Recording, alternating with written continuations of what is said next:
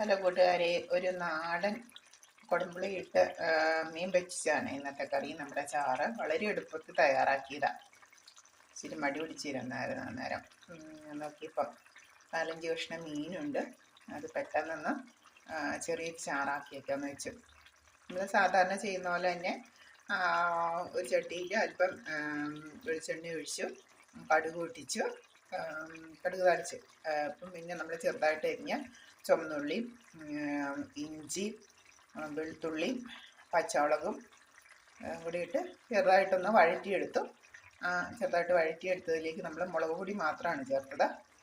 അല്പം മുളക് പൊടി, ഒരു 1.5 സ്പൂൺ മുളക് പൊടി ഇട്ട് 1.5 ടേബിൾ സ്പൂൺ മുളക് പൊടിയും കൂടെ ചേർത്ത് നന്നായിട്ട് അതിൻ്റെ മുളകിൻ്റെ പച്ചമണം മാറുന്ന വരെ ഒന്ന് വഴറ്റി, എന്നിട്ട് നമ്മൾ അതിലേക്ക് ഉപ്പ് നീരൊഴിച്ചു ഒരു അരക്കപ്പോളം വെള്ളം ഒഴിച്ചു. ആ വെള്ളം നന്നായിട്ട് തിളച്ച് വന്നപ്പോഴേക്കും നമ്മൾ അതിലേക്ക് കുടംപുളി ചേർത്ത് കൊടുത്തു. ഒരു ചുള കുടംപുളി ചേർത്ത് കൊടുത്തു. എനിക്കൊരു 4-5 കഷ്ണം ഉണ്ടായിരുന്നുള്ളൂ.